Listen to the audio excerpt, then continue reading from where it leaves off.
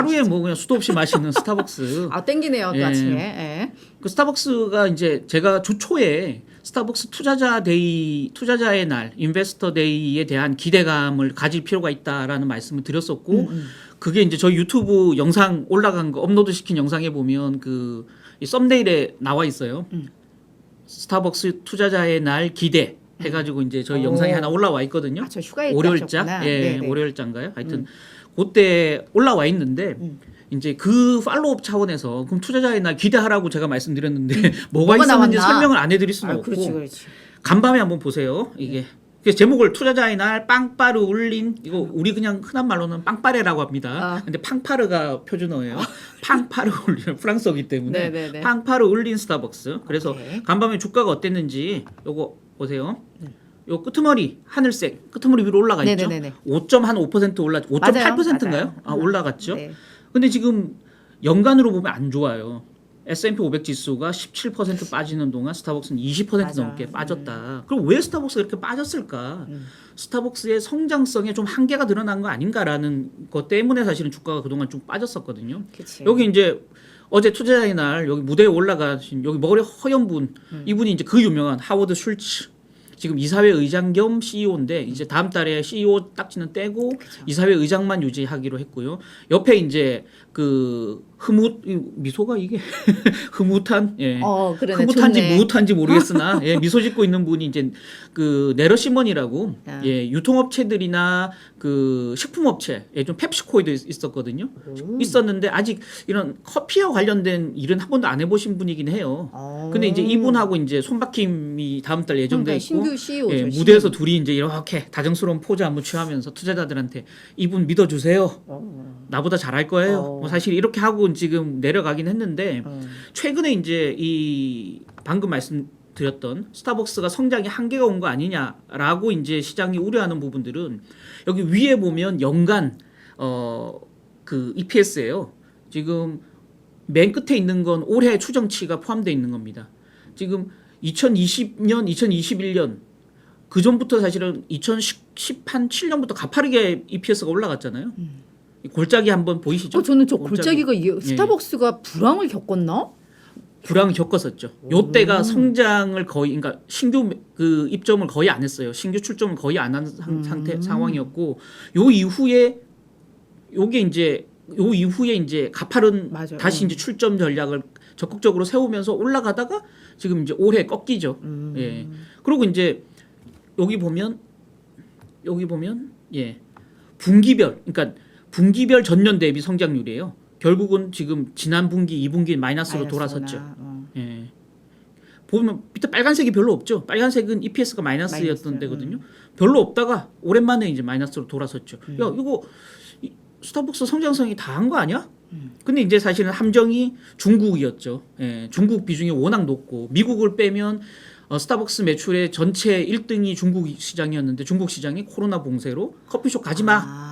하니까 이제 사실은 이렇게 실적이 악화됐던 거죠. 예. 그래서 실제 동의 점포 매출이 지난 2분기 제가 기억나는 대로 말씀드리면 2분기에 전 세계 동일 점포 매출이 3%가 늘어났거든요. 스타벅스가. 근데 중국에서만 48% 줄었어요. 그러니까 중국 48% 줄었음에도 불구하고 전 세계가 3% 늘어난 것만 해도 대단한 거죠. 근데 거의 3%밖에 못 늘다 보니까 월가에서는 한 6% 늘어날 거라고 전망했는데 중국이 너무 안 좋았던 거죠. 그러다 보니까 야 이거 이제 약발 다 했어 스타벅스는. 그러니까 하워드 슐츠도 책임을 지고 이제 바뀐 거죠. CEO를 교체했는데 그 차기 CEO에 대한 기대감을 이제 드러낸 게 이번에 투자자 데이의 핵심 메시지였다라는 거고요. 결국 제가 제목을 이렇게 달아봤습니다. 야, 우리 성장이 이미 끝이라고? 이제는 재창조다. 그래서 이거는 제가 단 게 아니고요. 재창조, 리인벤션은 직접 스타벅스가 쓴 용어예요. 우리는 재창조로 간다. 기업을 새롭게 창조하겠다라는 겁니다. 굉장히 야심찬 거고요. 실제 그 세부 계획도 야심차입니다. 한번 내용 한번 같이 보실까요? 앞으로 3년간 2023, 24, 25 회계 연도 이 3년간 실적 추정치입니다. 자, 매년 EPS를 15에서 20% 높이겠다. 매출은 10에서 12%씩 성장시키겠다. 이게 종전 작년에 내놓은 전망치가 8에서 10%였거든요. 그러니까 이제 매출 성장률 전망치도 위로 확 올린 거죠.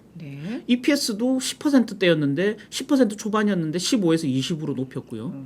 그럼 이렇게 EPS와 매출이 늘어날 수 있는 근거가 그래, 뭐니? 그래. 물어봤겠죠. 네. 야, 매장을 적극적으로 늘리겠어. 자, 2025년 말까지 전 세계 매장을 4만 5천 개로 만들겠다라는 겁니다. 그러면 앞으로 3년간 11,200개를 만들겠다는 거예요. 전 세계의 매장을. 이 3년 동안 미국에서 2,000개, 중국에서 3,000개를 만들겠다는 겁니다. 중국이 지금 6,000개거든요. 전국에. 한 5,700개 됩니다. 근데 이걸 9,000개까지 늘리겠다고 지금 예상을 한 거거든요. 근데 이제 퀘스천 마크가 있어요. 중국은 지금 코로나로 그래. 요즘 비실비실한데 아니라는 거예요. 앞으로 중국이 본격적으로 소비가 회복될 거니 중국을 더 적극적으로 공략하겠다라는 게 얘들의 목표고요. 미국은 워낙 강하니까 여전히 미국은 우리 안방이니까 2,000개 정도 늘리고 중국은 3,000개를 늘리겠다. 그래서 글로벌과 미국 동일 점포 매출을 앞으로 매년 7에서 9% 성장시키겠다. 2분기 아까 말씀드렸던 대로 3%밖에 안 됐는데 이걸 7에서 9%로 매년 늘리겠다라는 겁니다. 결국 스타벅스는 지금까지 그 회사가 창립하고서 그 추계치를 보면 신규 출점을 하면 2년 만에 항상 BP를 맞춰요. 스타벅스는 평균 2년이면 BP를 맞춰요. 대단해. 그러니까 2년 동안은 적자가 나다가 2년만 딱 매장을 굴리면 무조건 흑자로 돌아서요. 그러다 보니까 신규 출점 있고 올 수익 증가 이겁니다. 그래서 그 공식을 우리가 다시 창조하겠다라는 겁니다. 그래서 보시면 최근에 스타벅스의 성장률이 아니 그 EPS 성장률이 좀 안 좋았던 이유가 매출 그러니까 신규 매장 그 증가율을 굉장히 적게 가져갔어요. 보수적으로. 2017년에 9% 늘렸다가 18년에 7.2, 19년에 6.6, 그다음 4.5, 3.6 계속 줄여왔거든요. 신규 출점을 잘 안 했어요. 왜냐하면 경기가 좀 좋지 않다라는 생각으로 계속 좀 그 보수적인 경영 전략을 취하다가 이제 앞으로 3년은 아주 어그레시브한 전략을 쓰겠다라는 게 스타벅스 이제 재창조 전략의 핵심이다라는 겁니다.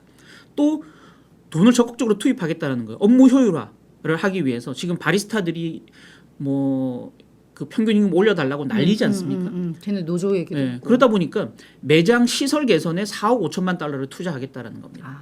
그래서 얼음 이제 집어넣잖아요. 아이스 음료 만들 때. 또 우유 이렇게 내리잖아요. 휘핑크림 올리잖아요. 이건 다 기계로 처리하겠다 무조건. 이거 바리스타들이 이 일 안 해도 돼 이제는. 그다음엔 내년부터는 30초 내에 커피를 자동으로 뽑아주는. 지금은 이제 바리스타들이 이런 거 기계 탁 끼워서 쭉 하면 이게 추출되잖아요. 요 조그만 이거 뭡니까 이거? 조그만 이런 잔에다가 이게 엑기스가 떨어지면 그 국물에 같이 붓잖아요. 뜨거운 물에. 요거 추출도 30초. 지금은 45초 걸리는데 30초 만에 커피를 뽑는 자동 기계. 바리스타가 안 해도 된대요. 이제는 내년부터는. 이 기계를 다 줄인다는 만드는데 건가 그러면? 아니요. 직원은 유지하되 바리스타의 업무량을 줄여주겠다는 거죠. 그냥 바리스타들이 하도 난리를 치니까. 그럼 투자비가 꽤 들긴 할 것 같네요. 4억 5천만 달러인데 사실은 6개월 전에 10억 달러 시설 투자 또 발표했었거든요. 여기 합쳐서입니다. 추가하겠다는 겁니다. 거기에. 그래서 그러니까 임금을 덜 올려주겠다는 거죠. 니들이 요구하는 만큼 못 올려주는데, 그러니까 니들이 일하기는 편하게 해줄게. 일이 굉장히 많았다며.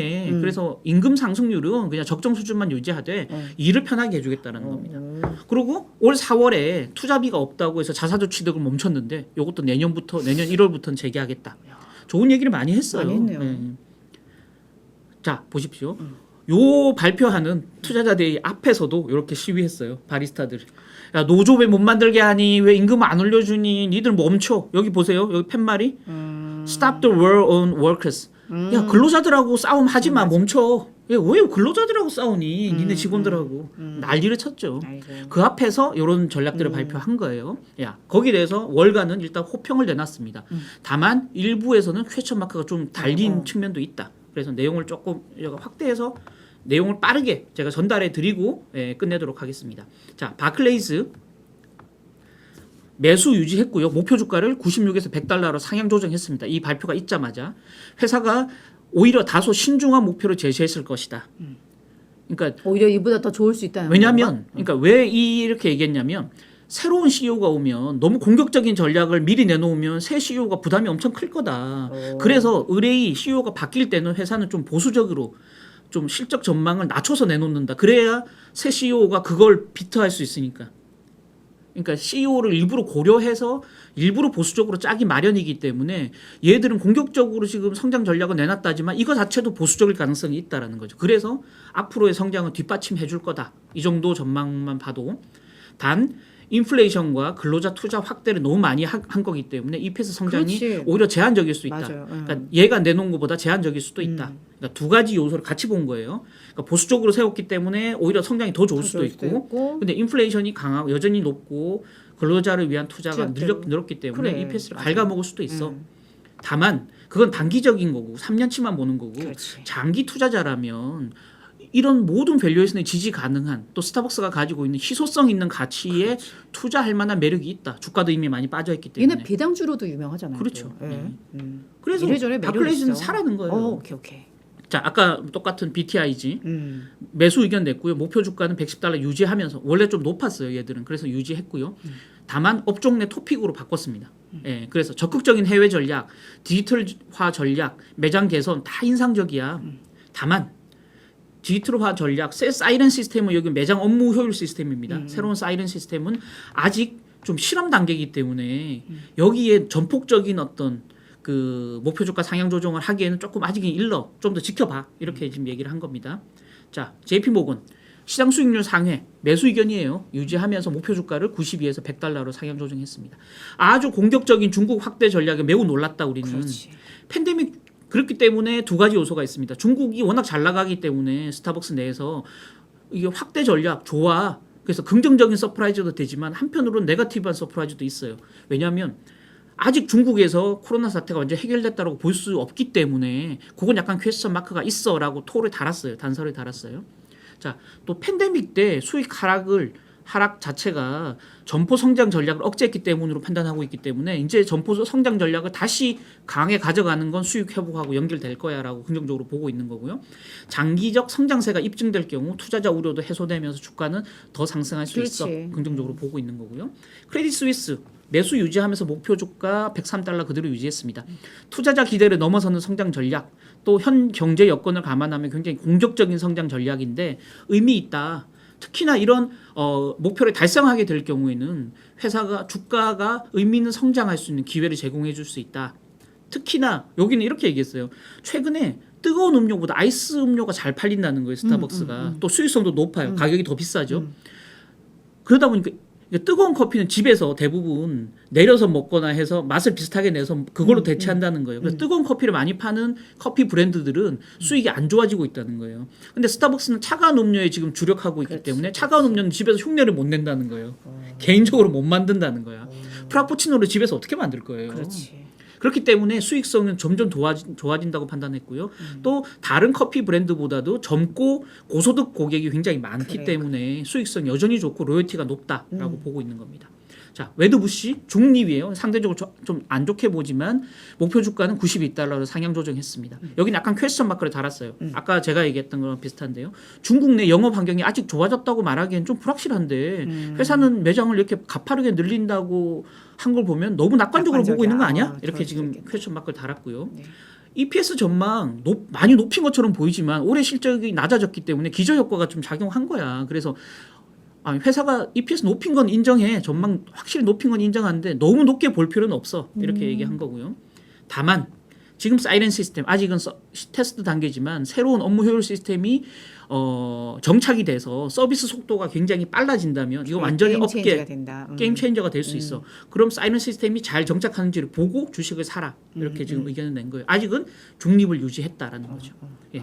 자, 이런 의견들입니다. 결국은 지금 스타벅스의 투자자에게 나온 전망이나 업무 효율 시스템, 향후 투자 계획 자체는 다 긍정적이다. 다만 중국 시장이라든지 아직은 새로운 시스템에 대한 퀘스천 마크가 좀 남아있기 때문에 여기에 들떠서 주식을 막 지금 추종 매수하기에는 조금 이르다.